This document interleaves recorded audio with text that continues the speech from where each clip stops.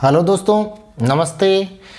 अपन पढ़ रहे हैं कक्षा 8 की गणित। तो आज देखते हैं प्रश्नावली 12.2 के प्रश्न। पिछले वाली क्लासों के अंदर अपने प्रश्नावली 12.1 कंप्लीट कर ली थी, तो आज देखते हैं प्रश्नावली 12.2। तो इसका पहला प्रश्न है दोस्तों, निम्न संख्याओं को मानक रूप में व्यक्त कीजिए। अब पहले तो अपन को ये देखना है कि मानक रूप क्या होता है, ठीक है, और इसके अलावा इसको व्यक्त कैसे करेंगे। तो इसके अंदर दोस्तों अपन को थोड़ी सी चीज़ें हैं वो ध्यान में रखनी है, उसके बाद में अपन इस सवाल को इजीली कर सकते हैं। तो देखो दोस्तों 12.2, तो इसके अंदर आपको क्या ध्यान रखना है कि जैसे दशमलव है, जैसे इसके अंदर पहले का पहला क्वेश्चन लेते हैं। पहला का पहला क्वेश्चन है 0 पॉइंट और फिर 0 कितने लगाए हैं, देखो मैं काउंट करता हूँ इसके अंदर 1 2 3 4 5 6 7 8 9 10 11 जीरो है। 1 2 3 4 5 6 7 8 9 10 11, ठीक है दोस्तों। और उसके बाद में लिखा हुआ है 8 5। इसको मानक रूप में व्यक्त करना है। अब पहले तो अपन को देखना है कि मानक रूप क्या होता है, और फिर अपन देखेंगे कि उसको व्यक्त कैसे करेंगे। तो इसको व्यक्त करने के लिए अपन क्या करेंगे दोस्तों, देखो तो इसका मानक रूप ये होगा दोस्तों कि अपन ये जो दशमलव यहाँ लगाया है ये एक संख्या के बाद आए, यानी दशमलव आए यहाँ 8.5, ये संख्या आनी चाहिए, ठीक है। अब ये 8.5 लाने के लिए अपन को क्या करेंगे, इस दशमलव को अपन को यहाँ से उठाकर इतना इधर लाना होगा और यहाँ तक। तो ये कितने अंक अपन इधर लाए, देखो 1 2 3 4 5 6 7 8 9 10 11 12। तो अपन लगाएंगे 10 की घात 12। अब देखो, अब 12 अभी कंप्लीट नहीं हुआ है।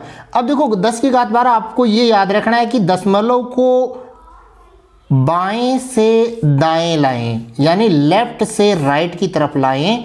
तो दशमलव को इधर मूव करते हैं अपन, इधर लाते हैं, तो घात माइनस में लगाना, ठीक है, ठीक है दोस्तों। तो ये अपन क्या करेंगे, दशमलव को अपन यहाँ से हटाकर 12 अंक इधर लेकर यहाँ लेके आ रहे हैं, यानी 8.5 लिख रहे हैं। तो दशमलव को 12 अंक दाईं साइड में किसका है, तो 10 की घात 12 होगी, और दाईं साइड में किसका है, इसलिए माइनस होगी। इसी तरह के बाकी के क्वेश्चन अपन इसको करेंगे। तो देखो दूसरा क्वेश्चन देखते हैं। दूसरा क्वेश्चन है दोस्तों, ये दूसरा क्वेश्चन है। तो दूसरे क्वेश्चन के अंदर अपन को क्या, इसको मानक रूप में लिखना है। तो मानक रूप में करने का मतलब है कि संख्या दशमलव एक संख्या के बाद आए, यानी यहाँ 9 के बाद दशमलव आए, फिर 4 2। अब 10 की घात लगाएंगे, कितनी लगाएंगे, जितने अंक अपने दशमलव को खिसकाया है। तो देखो कितना, 1 2 3 4 5 6 7 8 9 10 11 12। तो घात 12, यानी 9 के बाद लगाया तो यहाँ लाए दशमलव यहाँ से उठाकर। अब देखो किस साइड लाए, राइट साइड, इधर खिसकाया। तो राइट साइड खिसकाया, तो मैंने कहा कि राइट साइड है तो माइनस के अंदर आपको लगाना है। तो इसी तरह से ये सब सवाल होते रहेंगे। अब देखते हैं इसके बाद में तीसरा प्रश्न। तीसरे सवाल को देखो दोस्तों, तीसरा सवाल ये है। तो इसके अंदर अपन दशमलव किधर लाना है। अब पहले तो इसमें देखो दशमलव है कहाँ, इसमें कहीं दशमलव नहीं दिख रहा है। तो दशमलव नहीं दिख रहा है, तो इसका मतलब क्या है कि दशमलव लास्ट में है। तो दशमलव, इसका मतलब दशमलव पॉइंट यहाँ है। अब इस पॉइंट को कहाँ लाना है, एक संख्या के इधर लाना है, यानी अपनी संख्या कहाँ, यहाँ शुरू हो रही है, बाकी इसमें संख्या इधर थी, तो ये संख्या यहाँ है। तो क्या लिखेंगे, 6.02। अब देखो आगे 0 0 लगा हुआ है, तो कोई लेने की जरूरत नहीं है, क्योंकि 0 अपन तो इधर 0 तो हटा ही रहे हैं। 10 की घात लगानी है। अब 10 की घात लगाएंगे, कितनी लगाएंगे, पॉइंट अपन यहाँ से उठाकर, यहाँ पॉइंट है नहीं लेकिन अपन को मानना है, क्योंकि पॉइंट नहीं है इसका मतलब अंत में है। तो यहाँ से उठाकर अपन को क्या लाना है, 6 और 0 के बीच में लाना है। तो इसके अंदर कितनी संख्याएं हो गई, देखो 1 2 3 4 5 6 7 8 9 10 11 12 13 14 15। तो 10 की घात आ गई 15। अब 10 की घात 15 माइनस में होगी, प्लस में। अब देखो अपन ने क्या किया कि दशमलव दाईं साइड से बाईं, यानी राइट से लेफ्ट की तरफ, इधर से इधर आया है। तो दशमलव इधर से इधर आ रहा है खिसक के, तो अपन को इसको प्लस में रखना है। तो प्लस में लगाने की जरूरत नहीं, ऑटोमेटिकली प्लस में होता है। अगर दाईं साइड इधर खिसका के लाएंगे तो माइनस लगाएंगे, इधर खिसकाएंगे तो प्लस लगाएंगे, प्लस लगाने की जरूरत नहीं है। अब देखो इसका फोर्थ क्वेश्चन है दोस्तों। फोर्थ क्वेश्चन को देखो, फोर्थ क्वेश्चन के अंदर 0 पॉइंट, फिर ये 0 लगा रखे हैं, फिर 837 8 3 7। तो अब अपन पॉइंट यहाँ है इसके अंदर, इस पॉइंट को कहाँ लेंगे, संख्या के जस्ट संख्या के बाद, तो 8.37। ये हो गया गुणा 10 की घात। अब 10 की घात देखो, 10 की घात कहाँ से, पॉइंट यहाँ से यहाँ दाईं साइड आ रहा है इधर, तो कहने का मतलब माइनस में लगेंगी। कितना आ रहा है, 1 2 3 4 5 6 7 8 9, तो 10 की घात -9।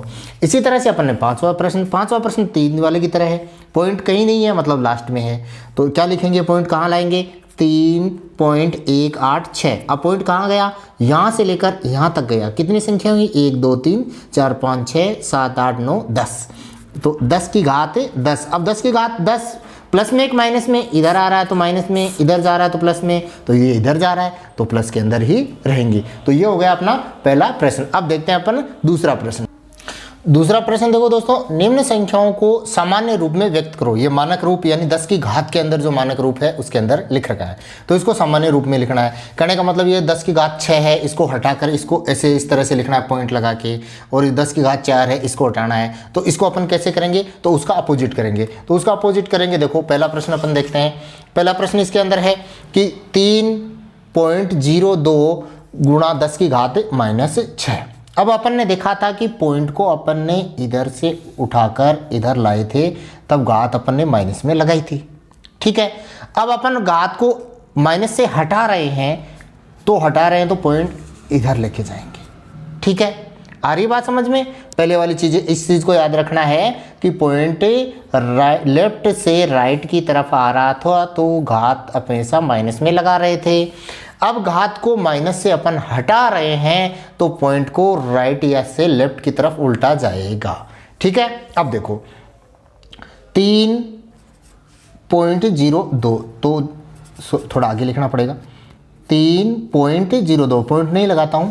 अब देखो पॉइंट यहां लगा हुआ है, इसको कितना हटाना है, 6 -6, तो -6 लेफ्ट साइड में लेके जाना पड़ेगा। तो देखो पॉइंट कहाँ, यहाँ है, यहाँ से 6 संख्याएं, एक ही संख्या है इसके इधर, तो अपन 6 बनाएंगे, 1 2 3 4 5 6, और यहाँ पॉइंट लगाएंगे। अब ये इसका सामान्य रूप हो गया। अब पॉइंट से इधर कोई भी संख्या अपन को लिखनी आवश्यक होती है, इसलिए 0 लगाएंगे। ये 0 इसे 6 के अंदर काउंट नहीं होगा, याद रखना, 6 यहीं तक काउंट होगा, यानी 6 ये पॉइंट है, ये 6 अंक इधर ले जाना है, तो एक अंक तो हो गया 3, और फिर 2 3 4 5 6 यहाँ, फिर पॉइंट, ये 0, तो अपन पॉइंट के इधर खाली नहीं छोड़ते हैं इसलिए लगाते हैं। इसी तरह से 4.5 गुणा 10 की घात +4, या कुछ प्लस लगाने की भी जरूरत नहीं है, 10 की घात 4। अब देखो, अब अपन क्या करें, प्लस है तो संख्या बड़ी है, तो इसका मतलब अपन राइट साइड में इसको लेके जाएंगे। तो देखो 4.5, पॉइंट तो अपन को लगाना ही नहीं, क्योंकि पॉइंट तो हटाना है, पॉइंट को तो आगे खिसकाना है। तो अब देखो आगे खिसकाएंगे तो इसमें ही लेफ्ट साइड में जा रहा है, तो इधर राइट में जाएगा, तो कितने अंक, 4 अंक, तो ये हो गया 1, यानी 1 2 3 4। अब इसके यहाँ पॉइंट लगाएंगे। अब इसके आगे पॉइंट लगाने की जरूरत नहीं, क्योंकि पॉइंट लगा के अपना आगे 0 0, जैसे मैंने पॉइंट लगा दिया 0 0 लिख दिया। अब भी ये 45,000 ही है, तो ये इतना आगे लिखने की जरूरत नहीं है। इसी तरह से अब देखो 3 माइनस है तो पॉइंट इधर आएगा, कितने, 8, तो 1 2 3 4 5 6 7 8, अब पॉइंट लगाएंगे, ये संख्या काउंट नहीं होगी। अब देखो 1.1 घात प्लस में है तो संख्या शून्य इधर जाएगा, पॉइंट इधर खिसकेगा, तो देखो 1 2 3 3 0 1 2 3 1। अब देखो कितना 9 खिसकाना है पॉइंट को, तो कितना खिसक रहा है, 1 2 3 4 1 2 3 4 5 6 7 8 9, ये हो गया इसका सामान्य रूप। इसी तरह से इसको 12 5.8, पॉइंट यहाँ से 12 अंक इधर लेके जाएंगे, तो 1 2 3 4 5 6 7 8 9 10 11 12, ठीक है। इसी तरह से आगे वाला, ये इसको 6 अंक प्लस के अंदर है, तो 6 अंक इस साइड लेके जाएंगे, 3 1 6 4 9 2, ये सेम संख्या लिख दी, पॉइंट लगाया नहीं क्योंकि पॉइंट तो अपन को राइट साइड लेके जाना है। कितनी संख्या है, 6, 1 2 3 4 5 1 2 3 4 5, और ये 6। तो ये हो गया अपना तीसरा प्रश्न, दूसरा नंबर का क्वेश्चन। अब देखते हैं अपन इसका तीसरा प्रश्न। तीसरा प्रश्न देखो दोस्तों, निम्न कथनों में जो संख्या प्रकट हो रही है उनको मानक रूप में व्यक्त कीजिए, यानी ऊपर वाले सवाल की तरह संख्या दे रखी है, इनको मानक रूप में व्यक्त करना है।